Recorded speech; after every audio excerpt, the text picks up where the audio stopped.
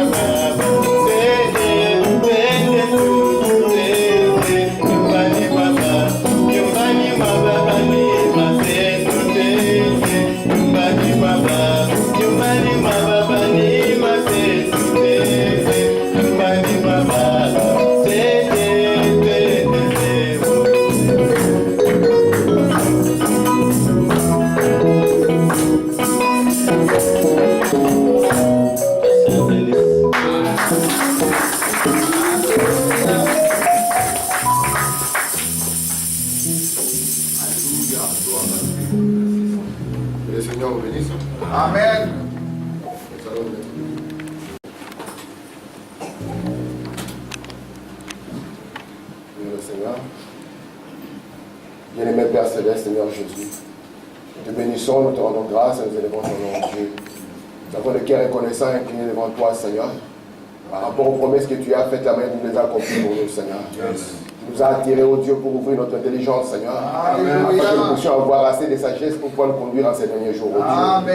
Bénis la présence de mon frère et de ma sœur en ces lieux, oh Dieu. Amen. Tu sais, Seigneur, oh Père, comme il a été dit en ces lieux, sans les surnaturels, nous sommes en confiance, oh Dieu. Amen. Et nous ne voulons pas de cela, Seigneur Jésus. Tu as dit que le 7e mystère amène Dieu dans l'homme, mon Père. Laisse que le Seigneur, mon Père, le pape de ce message, mon Dieu, ramenant la divinité dans l'homme, mon Dieu, soit le partage d'un chacun. Ta parole va sortir, oh Dieu. Alléluia. Que les bénédictions consacrées qui accompagnent la parole au Père puissent encore, oh Dieu, guérir les malades, Seigneur. Amen. Ramène les rétrogrades, oh Dieu. Amen. Délivre les captifs, au Père. Prends-nous ensemble et enfermez-nous, oh Dieu, pour ton royaume, Seigneur. Amen. Alors que nous sommes ici, oh Dieu, pour témoigner de tes bienfaits, ton amour, oh Dieu, et pour élever ton nom. Glorifie ton nom, bien-aimé, Seigneur, dans le nom de Jésus-Christ. Amen. Amen. Alors que nous sommes debout, nous allons lire juste un verset de la Bible, comme le temps est avancé. Nous allons lire juste dans Daniel 12, le verset 9. Nous allons le lire ensemble. J'aimerais remercier le frère qui a chanté. Très bon pratique. Remercier mon ami le frère Eric. Je suis très content et surtout qu'il est en face de moi. Que Dieu soit loué. Et puis vous remercier vous tous. Amen. Parce que si vous n'êtes pas là, il n'y a rien qui peut être fait. Amen. Dieu n'a pas d'autre corps que nos corps. Il n'a pas d'autres mains que nos mains. Il n'a pas d'autres yeux que nos yeux. Alors puissions-nous mettre nos corps entièrement, nos âmes et nos esprits au service du Seigneur. Lisons dans Daniel 12 au verset 9. Il est écrit ceci. Il répondit, va Daniel, car ces paroles seront tenues secrètes et scellées jusqu'au temps de la fin. Amen. Amen. Que Dieu ajoute des bénédictions à la lecture de sa parole. Nous pouvons nous asseoir. Nous saluons encore le Jésus-Christ. Amen. Comme vous le savez, nous sommes en train d'étudier ensemble le livre de l'Apocalypse. Et j'ai changé un peu le titre. Avant, c'était la venue du Seigneur par rapport à ces livres. Mais je voulais l'intituler l'Apocalypse, le livre des symboles. Amen.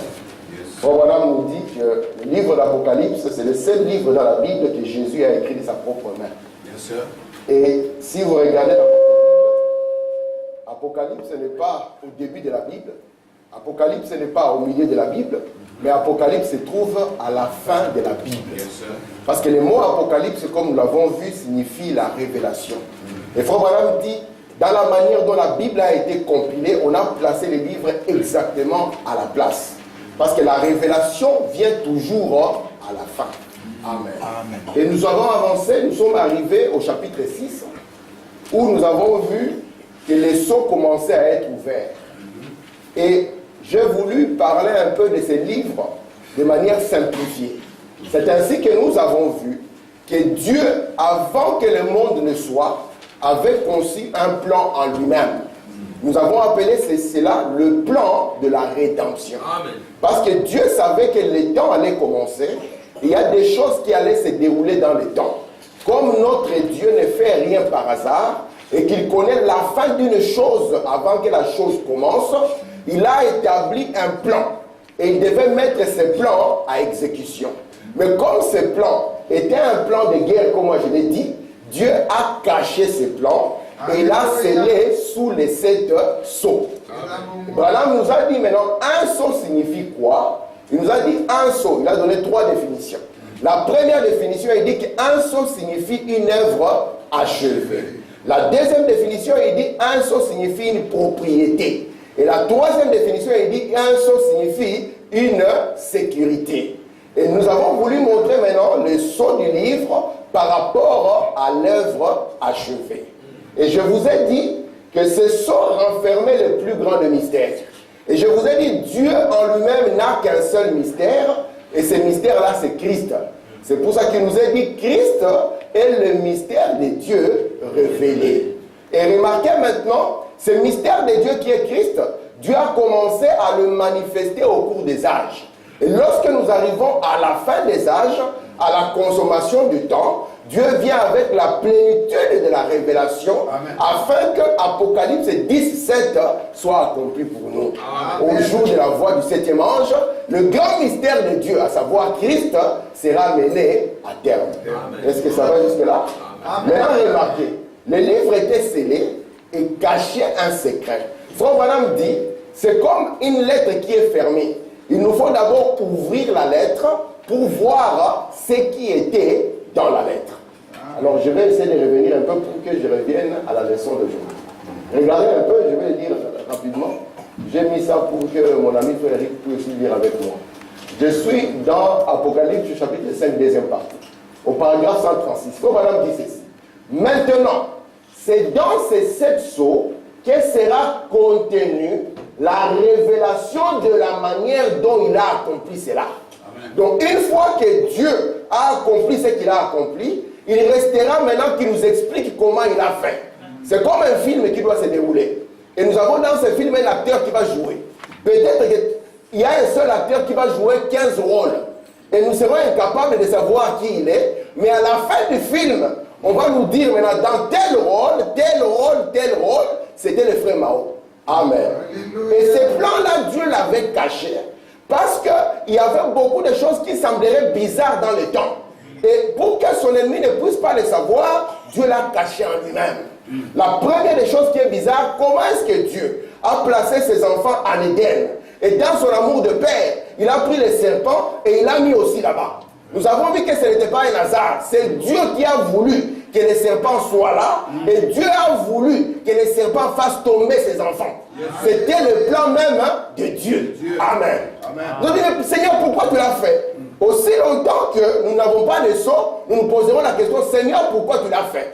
Mais quand les sceaux vont venir, Dieu nous dira, je l'ai fait afin d'exprimer les attributs qui étaient en moi. Amen. Aussi longtemps qu'il n'était pas tombé, il ne pouvait pas être malade. Et s'il n'était pas malade, je ne pouvais pas permettre qu'il y ait un témoignage comme celui que nous avons eu. Amen. Donc cela a permis que je puisse montrer tout ce qui était en moi. Est-ce que ça va ici? Merci Seigneur. Donc c'est dans les 7 sceaux que sera contenue la révélation de la manière dont Dieu a accompli cela. Écoutez maintenant. Maintenant nous remarquons, c'est comme quand le livre de son œuvre de médiation fut terminé. L'œuvre fut achevée. Maintenant dans les 3 premiers chapitres concernant l'Église, elle fut achevée. Maintenant la rédemption doit être révélée. Yes. Donc une fois qu'il a accompli son travail, la page suivante, c'est qu'il vienne et nous montre comment est-ce qu'il a fait ce travail-là. Amen. Amen. Regardez ici, toujours dans Apocalypse chapitre 5, deuxième partie, paragraphe 138, Paul dit ceci. Il dit maintenant regardez, la rédemption. immédiatement après la fin de son intercession en faveur de l'Église. Ça veut dire encore immédiatement après les âges de l'Église. Il se révèle en tant que parent rédempteur. Vous allez voir que dans Apocalypse chapitre 5, ça vient après les âges de l'Église. Et là, on nous pose la question, qui est digne? Qui est digne? Et il vous montre ici qu'après la fin de l'intercession, il se révèle en tant que parent rédempteur. Amen. Et maintenant, il va révéler à l'Église comment il a fait. Écoutez, frère madame. Alors, si cette révélation a déjà commencé, cela prouve que nous sommes à la fin de la route. Donc, si la révélation a commencé, cela nous montre que nous sommes à la fin de la route. Pourquoi? Parce qu'au temps de Daniel, on avait dit, scelle les livres jusqu'au temps de la fin. Ce n'est pas scelle les livres jusqu'à n'importe quel temps, mais on a précisé, scelle ces livres jusqu'au temps de la fin. Amen. Et Branham nous a défini, il a dit, le temps de la fin, c'est la fin de la 70e semaine de Daniel. Alléluia. Merci Seigneur. Merci. Regardez maintenant ici. Ça c'est juste le préambule et l'introduction. Je suis toujours dans la même brochure. Apocalypse chapitre 5, deuxième partie, paragraphe 139. Écoutez, frère madame. Nous découvrons ce qui était en train d'être révélé. Quelle est la révélation de la rédemption? Comment avons-nous été rachetés? Regardez seulement ce qui est arrivé ici au cours de ces dernières années. Parce que je vous ai dit que lorsque nous arrivons au sceau, on ne dit plus aux gens venez être sauvés. Non. On dit aux gens venez voir comment Dieu vous a sauvés. Et c'est pour ça qu'il dit ici, quelle est la révélation de la rédemption? Comment avons-nous été rachetés? Il dit, regardez simplement ce qui est arrivé ici au cours de ces dernières années. Il commence. La révélation du nom de Jésus dans le baptême d'eau. La révélation qu'il n'y a pas d'enfer éternel. Il faut même dire les choses qu'on ne connaissait pas auparavant. Les gens savaient que si tu vas en enfer, tu vas brûler éternellement. Un seul livre. Tu vas aller en enfer, brûler éternellement. Branham me dit faux et archi faux. L'enfer ne peut pas être éternel. Parce que si l'enfer est éternel et que tu vas en enfer pour brûler éternellement, ça signifie que tu as la vie éternelle. Vous comprenez ça? Parce que pour brûler éternellement, vous devez avoir la vie éternelle. Or, il n'y a qu'une forme de vie éternelle, elle vient de Dieu. Et ceux-là qui se retrouvent là-bas, ceux qui n'ont pas eu la vie de Dieu. Et c'est pour ça que l'enfer peut brûler pendant un temps, mais ce qui a un début aura toujours une fin. C'est pour ça que ceux qui vont en enfer ne sont que les éléments du temps. Mais ce qui était dans le plan, ce qu'il a préconisé dès avant la fondation du monde, il les a placés dans le livre des vies de l'agneau en vue de la rédemption. Amen. Amen. Merci Seigneur. Amen. Maintenant, lorsque nous avons présenté nos sceaux, nous avons montré les trois manières dont cela s'est déroulé. Et j'aimerais que ceci soit ancré profondément en vous. Nous avons vu d'abord que Daniel est parmi les premiers à commencer à toucher la révélation de l'Apocalypse. Amen. Amen. Et vraiment, madame nous dit, ni du temps de Daniel, ni du temps de Jean. Même quand Jean dit, j'ai vu l'agneau ouvrir un seau, frère madame dit, ça ne s'est pas ouvert à ce moment-là. Il dit, Jean l'a vu simplement sous forme de symbole. Amen. Donc, au temps de Jean, au temps de Daniel, ce n'était que des symboles. C'est sous forme de symboles que Dieu a caché son plan. Parce que la Bible dit qu'il est de la gloire de Dieu de cacher les choses. Et il les cache sous forme de symboles. Amen.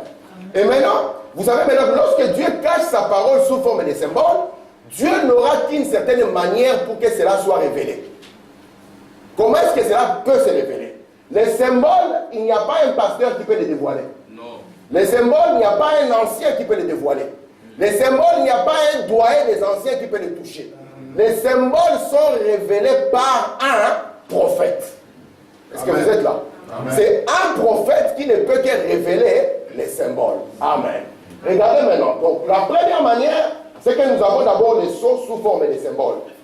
La deuxième manière, comme Dieu ne veut pas que son ennemi et ceux qui ne sont pas invités à la fête sachent ce qu'il y a dedans, il va laisser maintenant l'histoire Parce que c'est un plan qui doit se dérouler dans le temps. Donc la deuxième manière, c'est que les sauts vont se passer au cours de l'histoire. Amen. Amen. Et la dernière manière maintenant, c'est ce qui nous intéresse.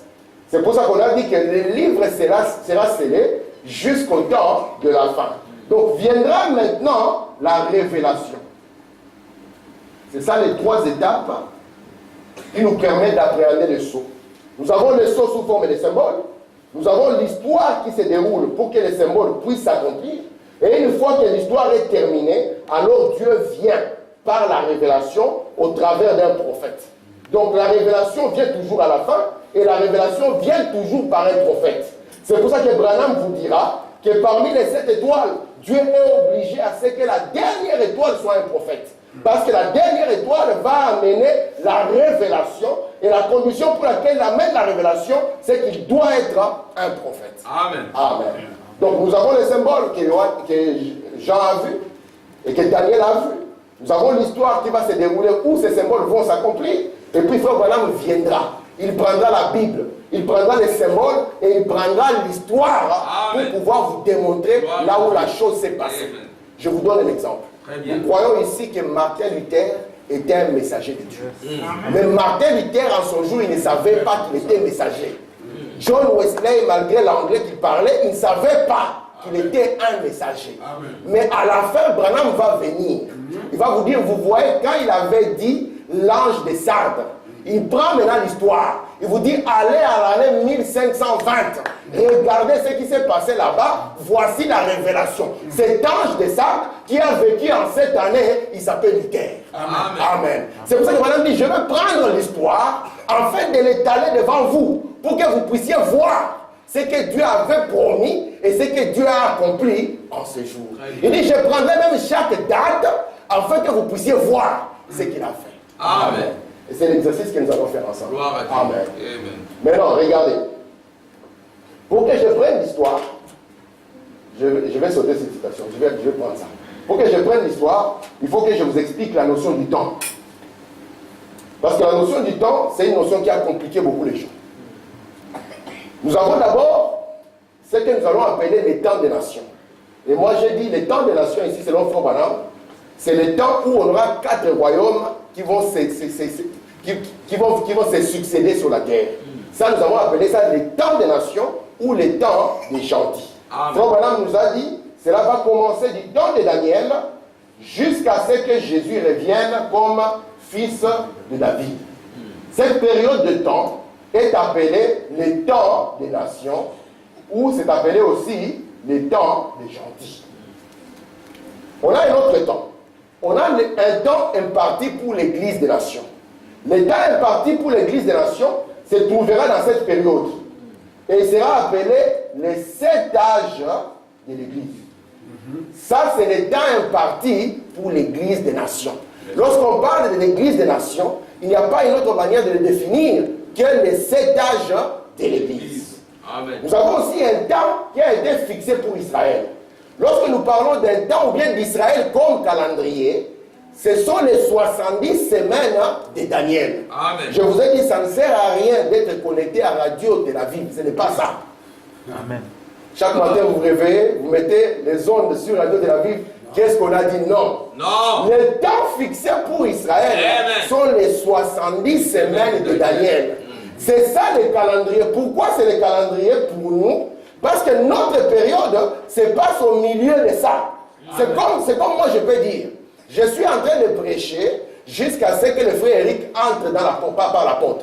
Comme frère Branham, quand il prêchait, lorsque Billy Paul s'avançait et déposait sa Bible, ça signifiait automatiquement que le temps, maintenant de continuer, donc tu ne peux plus continuer, tu dois maintenant arrêter. Yes. Donc ça signifie que Billy Paul était l'horloge des frères Branham. Amen. Et Jésus, dans Luc 21, il avait dit ceci. Il avait dit, Jérusalem sera foulée aux pieds jusqu'à ce que les temps des nations soient terminés. Donc le temps des nations, ce sont les âges de l'Église. Le temps fixé pour Israël, quel est le calendrier pour nous? Ce sont les 70 semaines de Daniel. Il y a aussi un temps arrêté pour la terre, pour le cosmos. Lorsqu'on dit la fin du monde, non, la fin du monde, c'est chaque 2000 ans. Donc ça, c'est aussi un temps que Dieu a donné au monde. Chaque 2000 ans, le monde arrive à la fin. Même Pierre l'a dit. Pierre a considéré le monde de Noé. Il a dit que le monde de Noé, c'est un ancien monde par rapport à son monde. Amen. Et nous savons que chaque 2000 ans, le cycle arrive à la fin. Maintenant, comme je dois prendre l'histoire, il me faut à tout prix revenir sur le temps des nations. Parce que le temps des nations sera divisé selon ce que Frère Branham nous a dit et selon ce que la Bible a confirmé. C'est que le temps des nations est divisé en 4 périodes. Daniel l'avait vu et l'avait représenté sous forme d'une statue. Nous avons au début l'empire de Babylone. Après sera suivi les Médo-Perses. Après les Perses viendra les Grecs. Et après les Grecs viendra les Romains. Nos amis les Romains. Amen. Regardez maintenant, le 4 ici, c'est la vision que le roi avait vue et que Daniel est venu et a interprété. Parce que le roi était assez sage pour comprendre que quand il s'agit de l'interprétation, il faut un prophète. Amen. Amen. Parce que les autres là avaient échoué au test. Tous les Éphésiens 4 avaient échoué. Et Dieu devait revenir dans son rôle de souverain berger. Amen. Regardez maintenant. Ces 4 animaux, ces 4 royaumes sont aussi représentés dans Daniel 7 par 4 animaux. Nous avons ici les lions de Babylone. Nous avons l'ours des Médo-Perses. Nous avons les léopards des Grecs. Et la 4e bête ici, Daniel n'a pas donné un nom. Daniel a dit que c'était un animal terrible, mais la seule description que Daniel a donnée, c'est que cet animal avait 10 cornes. Est-ce que vous êtes là? Amen. Amen. Il a montré qu'il y avait un lion, qu'il y avait un ours, un léopard, mais la 4e bête, il a dit c'est une bête terrible, qui a des dents de fer, qui écrase tout sur son passage. Mais il a dit la seule description que je vous donne, c'est que cette bête a 10 cornes. Amen. Et Frère Branham nous dit que ces royaumes vont se succéder jusqu'à ce que Jésus vienne aussi avec son royaume. Est-ce que vous êtes là? Amen. Donc, ces royaumes vont se succéder. La seule chose qui pourra stopper ceci, c'est quand Jésus apportera aussi son royaume. Amen. Amen. Mais la dernière des royaumes, c'est le royaume romain qui a 10 cornes. Merci Seigneur. C'est là où je vais revenir maintenant doucement dans la leçon que j'avais. Je vais vous lire ici une citation. Je suis dans le leçon de Pâques au paragraphe 159. Madame dit ceci. Vous voyez, à chaque fois, une puissance religieuse s'est avancée pour répondre aux défis du pouvoir politique du monde. Quand le lion s'est élevé comme puissance religieuse, il a affronté la puissance de Rome. Qu'est-ce que Branham veut dire? Branham veut dire par là que chaque royaume ici devait exercer une force politique. Et l'Église, qui était représentée par les chandeliers et les 7 âges de l'Église, avait à subir aussi de cette force politique. Et Dieu, pour protéger l'Église, qu'est-ce qu'il a fait? Dieu a pris les 4 onctions que nous avions vues lorsque nous avons vu les trônes. Il a pris les 4 onctions pour que les 4 onctions puissent oindre l'Église afin de faire face à la force politique qui allait venir. Et les 4 onctions qui protègent ici, nous avons le lion, nous avons le veau, nous avons l'homme, et à la fin, nous avons l'aigle. Et Frère Branham nous dit, à chaque fois qu'une puissance politique sortira, viendra aussi une puissance religieuse pour pouvoir contrer cette puissance politique. Amen. Et nous étions arrivés, lorsque les actes de l'Église vont commencer, parce que nous allons tracer vraiment la ligne du temps, lorsque les actes de l'Église vont commencer, nous ne serons plus au temps des Babyloniens, non. Ces royaumes sera passé. Nous ne serons plus au temps des Médo-Perses, ces royaumes sera passé. Nous ne serons plus au temps d'Alexandre le Grand, sera passé. Lorsque Jésus va naître, nous serons au cours du royaume de Rome. Et Frère Branham me dit, Rome va persécuter Jésus étant enfant. Et Frère Branham dit, le même Rome qui persécute Jésus étant enfant dans sa première venue, il dit persécutera Jésus dans sa seconde venue. Amen. Amen. Merci Seigneur.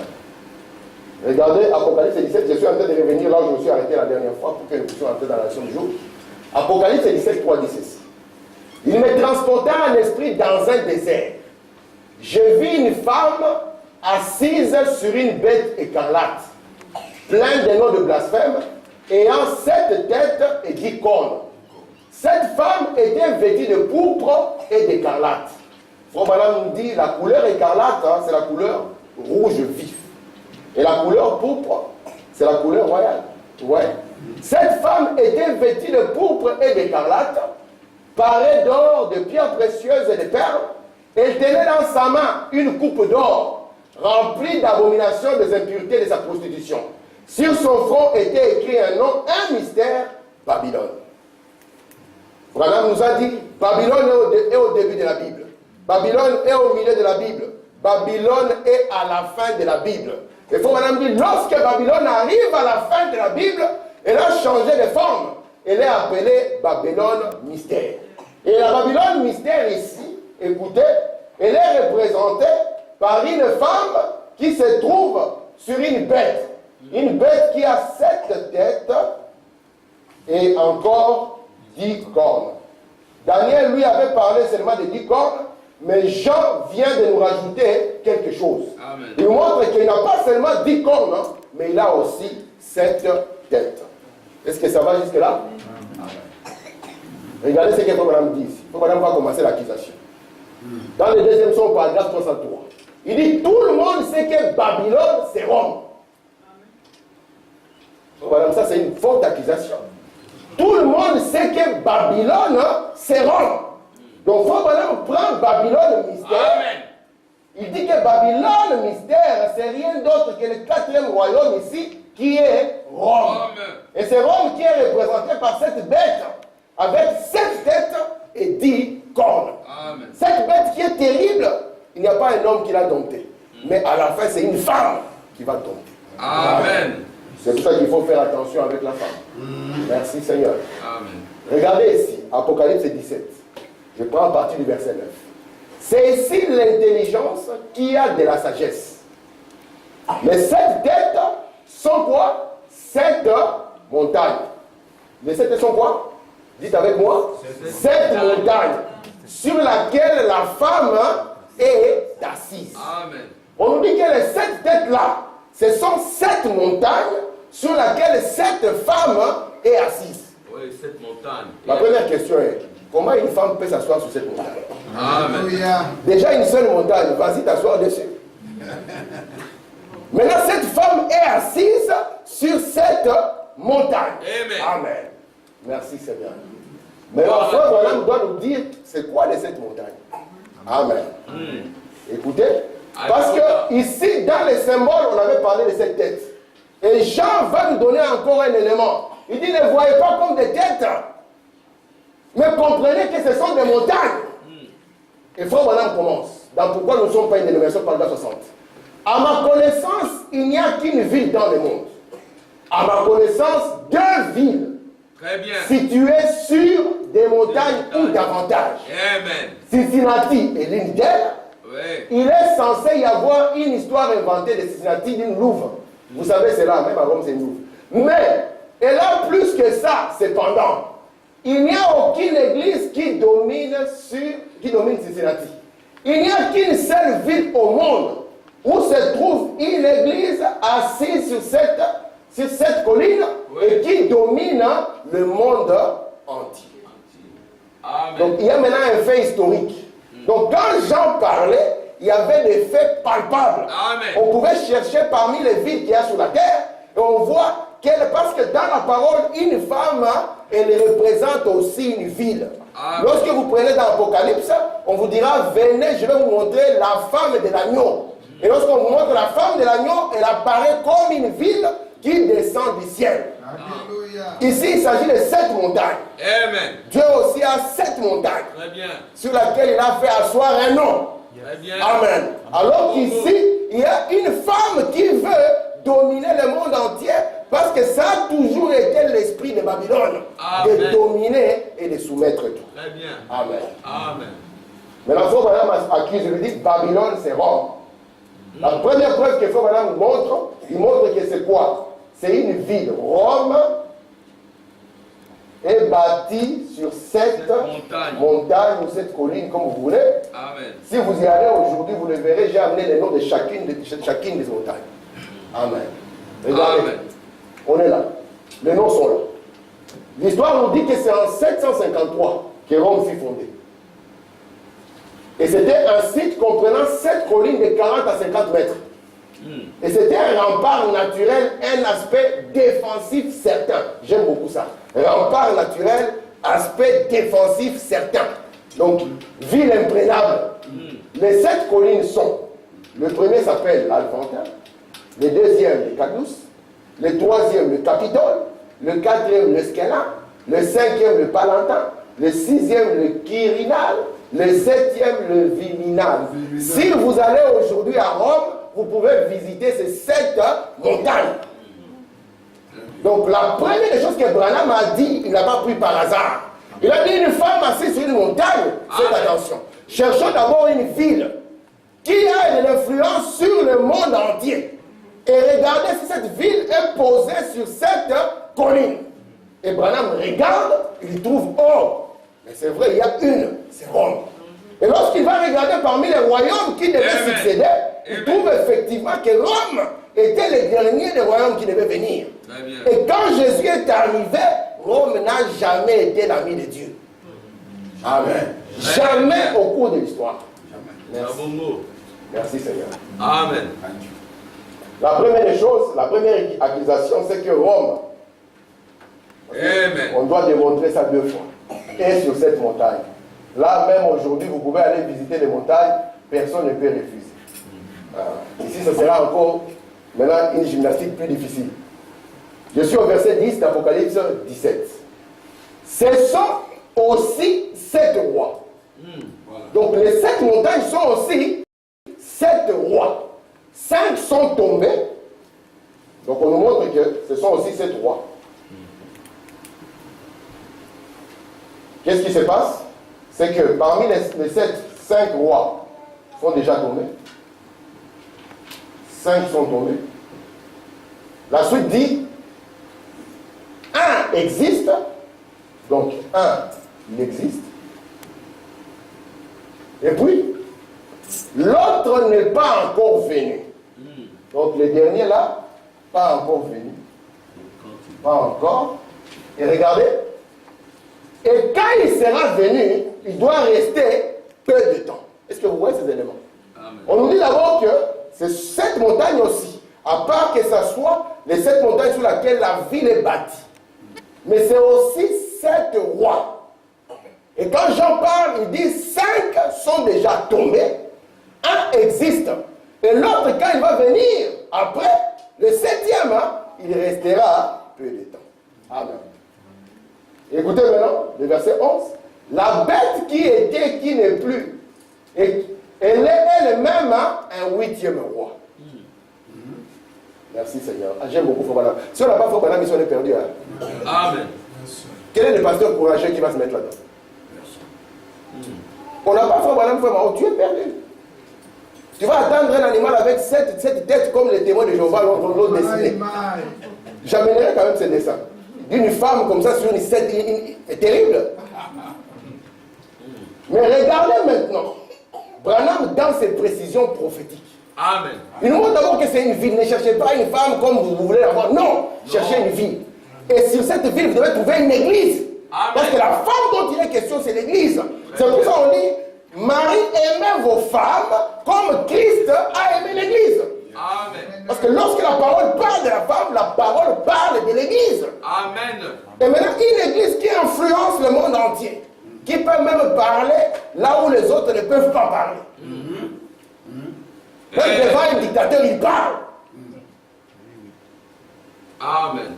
Son madame dit il n'y a qu'une seule personne sur la terre qui peut arrêter une guerre en une minute. Il n'est pas loin, il est là au Vatican. Lui, il peut dire c'est terminé. Il peut ne pas t'aimer et dire que tout catholique qui va oser voter pour ces messieurs sera excommunié. Automatiquement, tu perds les élections. Parce que lui, son influence est même dans les pays islamiques.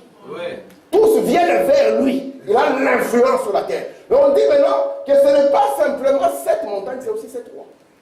Amen. Amen. Maintenant, prenons Frère Branham.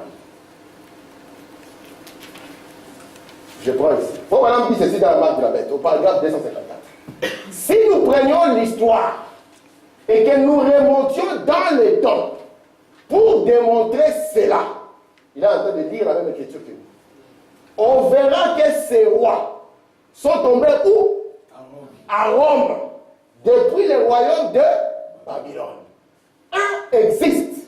Frère Branham nous le donne déjà. C'est qui? Néron. Donc un existe, plaçons-le déjà. C'est Néron. Amen. Mais Frère Branham nous conseille une chose. Il dit prenez l'histoire, remontez dans l'histoire, et vous allez voir où ces rois sont tombés. Et on dit ces rois ne sont pas tombés au Congo, ils ne sont pas tombés en Belgique, ils ne sont pas tombés à Londres, ils sont tombés à Rome. Depuis Babylone, ils sont tombés à Rome. Et mais un existe, il s'agit de Néron. Voilà, on continue.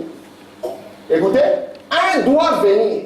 Il doit rester un peu de temps. Faut madame nous donne même le temps. Combien? Environ 6 mois. Est-ce que ça va jusque là? Amen. 6 mois. Donc celui qui viendra là, il fera 6 mois. Et la bête elle-même sera un 8e. Elle sera du nombre des 7 de la Bible. Amen. Il faut madame pas nous interpréter ça. Qu'est-ce que signifie la bête qui est elle-même un 8e roi, mais qui est du nombre des 7. N'êtes-vous pas heureux d'avoir fait voilà? Amen. Sinon, ici, j'allais vous raconter des histoires. Oui. Et à la fin, j'allais prendre votre argent. Amen. Mais merci Seigneur. Regardez maintenant.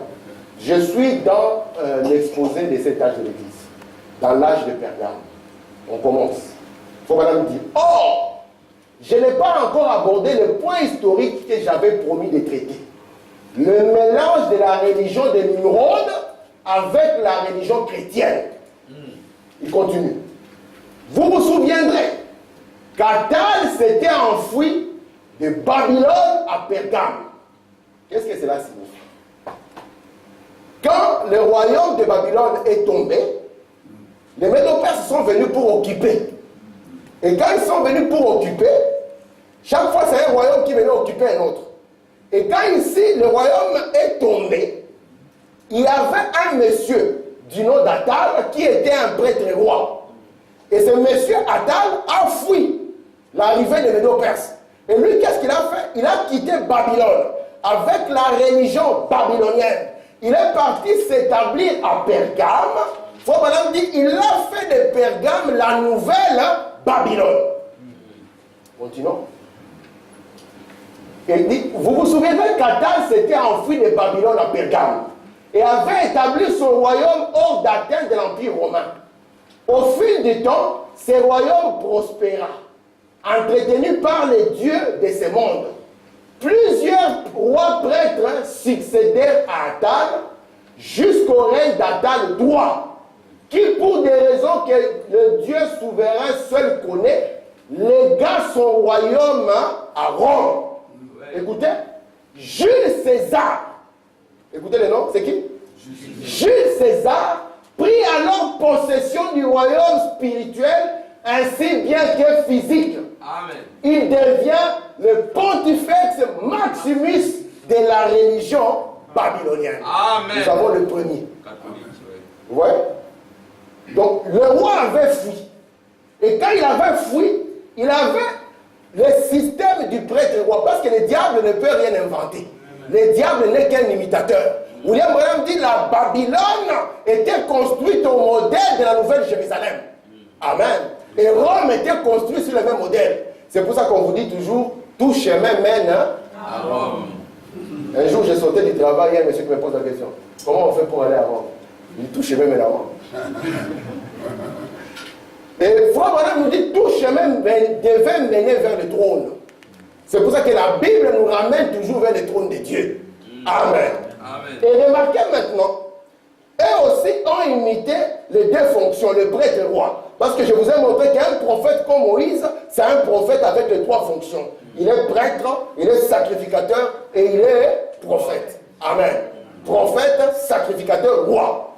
Et ici maintenant, au temps de Moïse, Moïse avait séparé. Il avait pris la sacrificature, il avait donné à Aaron. Et il avait gardé la royauté et la prophétie. Amen. Et au temps de Samuel, on va encore séparer. On va garder la prophétie d'un côté et on va garder la royauté de l'autre. Mais nous savons que quand le Christ vient, il doit avoir les trois fonctions en lui-même. Et ici aussi, ils avaient une limitation. Ils avaient aussi leur prêtre roi qu'on appelait le Pontifex Maximus. Et lui, quand il avait fui, il est parti s'établir à Pergame. Et il a continué à transmettre les titres au roi qui venait. Jusqu'à ce monsieur Attal III qui lui a dit non, ceci revient à Rome.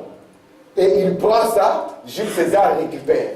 Il devient le prêtre roi, le Pontifex Maximus. Donc ici nous avons le number one. Comment il s'appelle le number one? Jules César.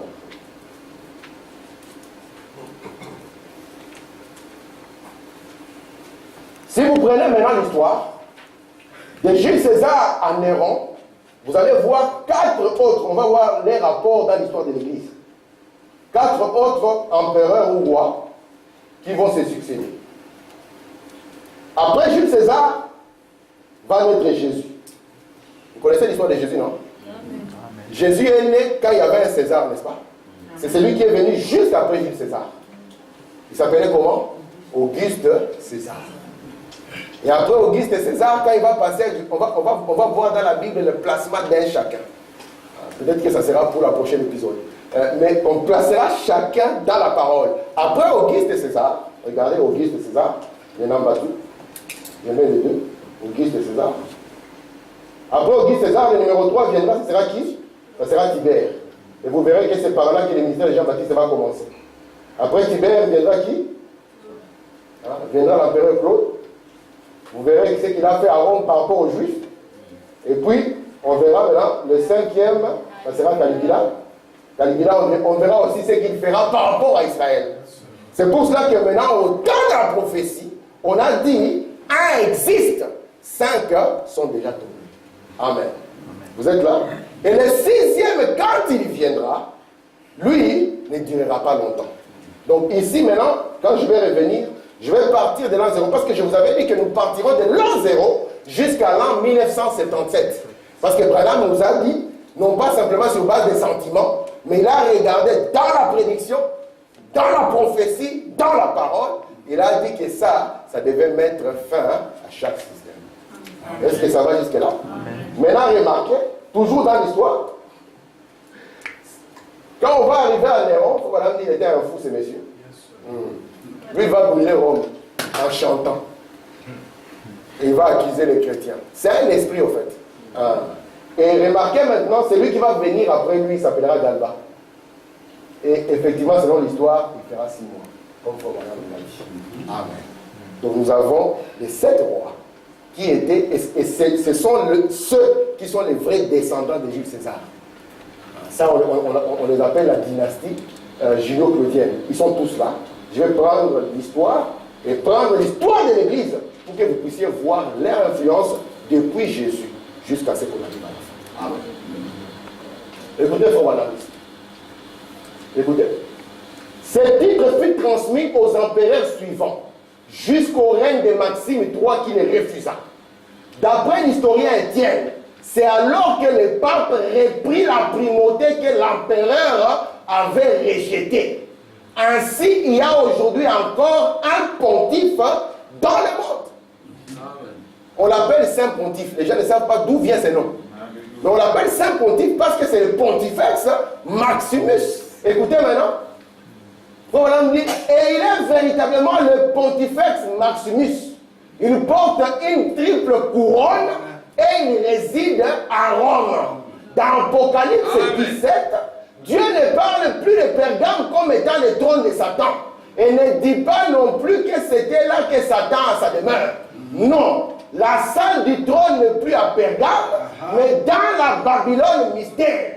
Elle n'est pas à Babylone, mais dans la Babylone mystère, elle est dans une ville bâtie sur 7 collines. Yes. Amen. Donc l'histoire, parce qu'elle est marquée, c'est très important de voir ces passages de flammes. Vous allez voir que La dernière bête avait 7 quoi? 7 têtes, n'est-ce pas? Les 10 cornes, si on a le temps, on en parlera une fois. Et il avait aussi 10 cornes. Madame dit qu'Hitler fait partie des 10 cornes. Si vous voulez le savoir. 10 cornes. Et on va voir que lorsqu'on parlera de cette tête, on dira que l'une de ces têtes était blessée. N'est-ce pas? Elle avait reçu une blessure mortelle. Parce que Jésus, quand Jésus va venir sur la terre, disons que nous sommes aux environs de l'an 0, au temps d'Auguste César, la Rome qu'il y a ici, c'est une Rome païenne. Amen. Ce sont des païens. Maintenant, de la Rome païenne, il va y avoir une transmission à la Rome papale. Donc, cette Rome qui était païenne va devenir maintenant une Rome soi-disant chrétienne. Et c'est là où Frère Branham nous montre, on va regarder ce qui s'est passé. Effectivement, c'est à ce moment-là, lorsque le titre du pontifex va quitter la Rome païenne pour revenir vers la Rome papale. Parce que la tête qui était blessée, on pensait que Rome était finie. Les barbares avaient dit, nous avons eu Rome. Mais on ne savait pas que Rome allait avoir son réveil. Amen. Et aujourd'hui, le réveil de Rome a plusieurs formes. Parce que Rome, c'est devenu un esprit. Amen. On trouve même dans le soi-disant église du message, on trouve Rome établie. On va voir qu'est-ce qui caractérise l'esprit de Rome.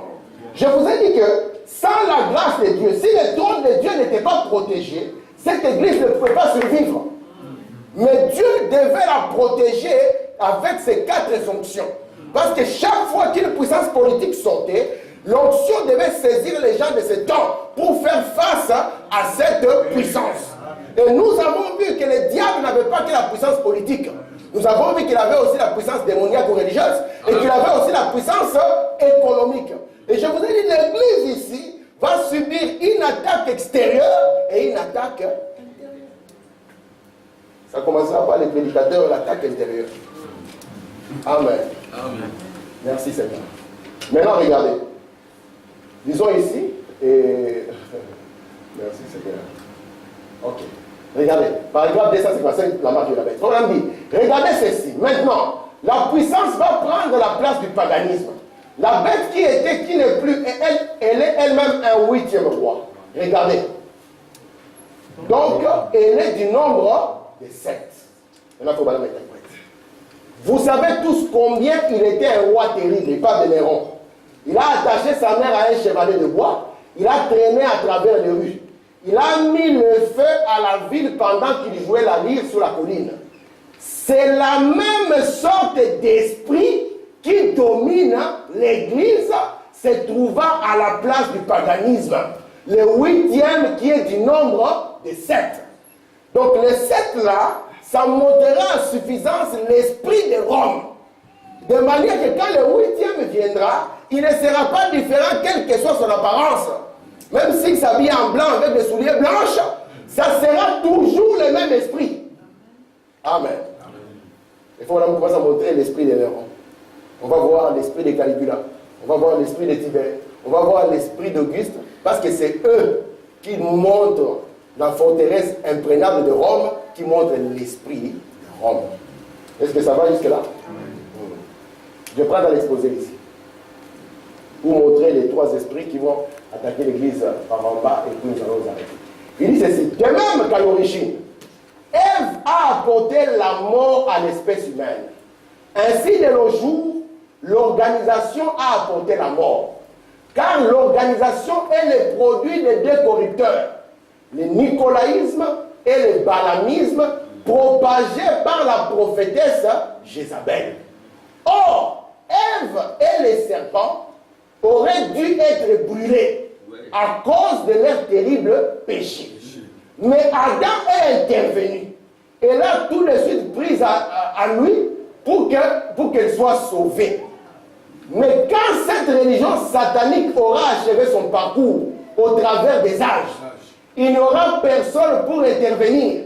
Elle sera brûlée avec son séducteur, car la prostituée et ses enfants et l'antichrist Satan auront leur place dans les temps de feu. Amen. Regardez. Parce que lorsqu'il s'agit de l'église, hein, c'est quelque chose de terrible. Lorsque nous parlons de cet âge de l'église, nous revenons automatiquement comme en Éden. En Éden, qu'est-ce qu'il y avait? En Éden, il y avait aussi une femme, donc il y avait l'église.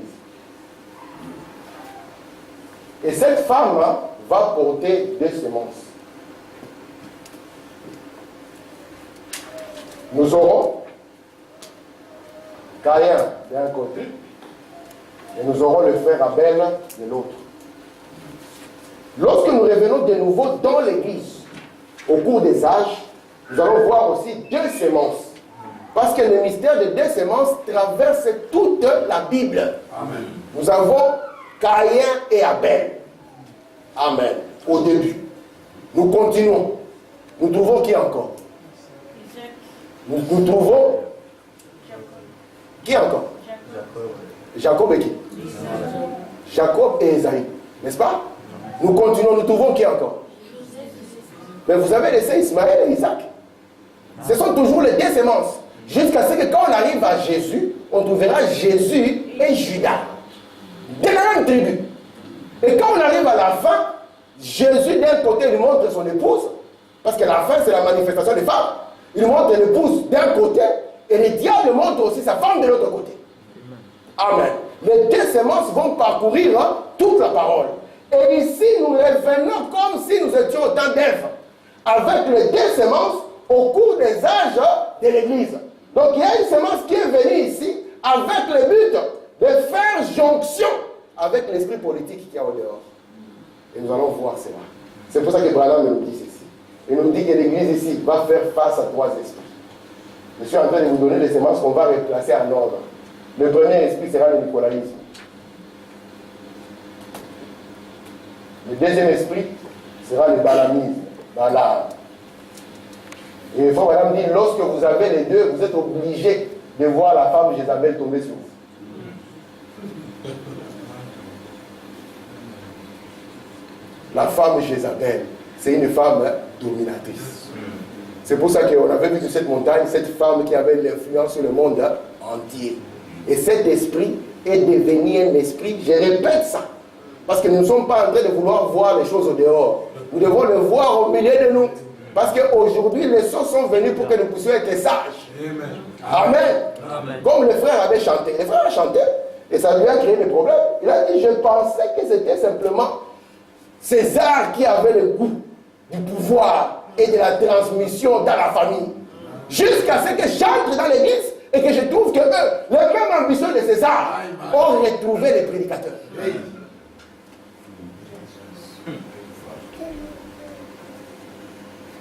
Il faut que nous montre que ça sera des esprits qui vont venir. On va les montrer dans l'histoire. Pour que vous puissiez comprendre pourquoi chaque esprit est sorti et ce qu'il a fait. Et quand Madame a commencé à mettre des dates, ces dates-là, il ne les a pas prisées par hasard. Je vous ai promis de prendre l'histoire et de vous montrer d'où vient l'année 53, d'où vient l'année 170, d'où vient l'année 312, d'où vient l'année 606, d'où vient l'année 1520, d'où vient l'année 1750, d'où vient l'année 1906 et d'où vient 1977, pour que nous puissions dire, voici l'histoire de la rédemption. Et montrer chaque saut, l'influence de chaque saut. Parce que lorsqu'on va arriver à 1909, ça sera intéressant. Nous allons voir un chevauchement. Donc mes frères, si Dieu nous parle ainsi, c'est pour que nous puissions être prudents. Il ouvre seulement son livre pour que nous puissions contempler. Et vous savez, c'est Paul qui, commençant à parler de la contemplation, Paul commence à dire. Parce que nous ne voulons pas contempler des choses qui nous dépassent. Mais lorsque nous commençons à contempler la parole, et la contempler en profondeur, la personne que nous sommes en train de voir dans la parole, ça doit être nous. Amen. Frère, voilà, nous l'avons écouté ici, je crois que deux semaines écoulées. Il a dit, souvenez-vous, ce que Jésus était, c'est ce que vous êtes. Et il va encore plus loin. Il dit, Jésus avait le pouvoir de ressusciter les morts. Et frère, voilà, il dit, vous aussi, vous avez le pouvoir de vous ressusciter des morts. Amen. Parce que lorsque les sceaux sont ouverts, le but c'est quoi? C'est ramener l'homme à la position qu'il avait. Montrer que Dieu l'a racheté, que Dieu l'a ramené. Et lorsque Dieu la ramène, c'est là où Dieu et l'homme redeviennent un. Je vous ai dit que c'est le péché qui a séparé Dieu de l'homme, qui a éloigné Dieu de l'homme. Et Jésus est venu afin de prendre ce Dieu qui était lointain et de pouvoir le ramener à l'homme. Donc pour cela, il a payé un prix. Et lorsqu'il paye le prix, la deuxième partie, c'est de prendre le Dieu et de venir le ramener dans l'homme racheté. Amen. Amen. Gloire à Dieu. Et à partir de là, nous ne sommes plus de pauvres pécheurs. Amen. Le péché parfait.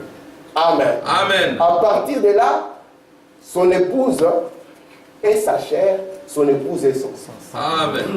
À partir de là, nous sommes lui par l'esprit. Parce que la finalité du livre, c'est qu'on va vous présenter une femme. Ce n'est plus Jésus dans la forme d'un homme, c'est Jésus dans la forme d'une femme.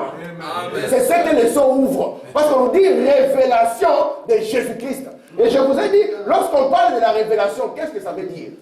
Révélation de l'homme, c'est sa femme. Amen. Yes. Amen. Amen. Est-ce que vous comprenez cela? Amen. Lorsque vous voulez connaître un homme, regardez à sa femme. Amen. Gloire à Si Dieu. vous voulez connaître le diable, regardez à son église. Amen. Mais frère, mais est-ce que ça veut dire que tout le monde qui est là-bas est perdu? Non, tout le monde qui est là-bas n'a pas de problème. Ceux qui sont là-bas, qui sont les semences de Dieu, ils écouteront la voix, ils viendront voir comment Dieu les a sauvés. Parce que vous, quand vous étiez catholique, je ne sais pas moi, athée, vous n'étiez pas perdu. Vous n'avez aucun contrat avec la perdition. Alléluia. Amen. Frère Branham me dit, ce n'est pas la nouvelle naissance qui a fait de vous la sémence. Mais parce que vous étiez la sémence, que vous êtes né de nouveau. Amen. Et les sceaux sont venus nous confirmer notre élection. Les sceaux sont venus nous confirmer notre appel et notre vocation. Amen. Ils sont venus nous montrer notre position en Christ. Amen. Amen. C'est pour réveiller votre conscience.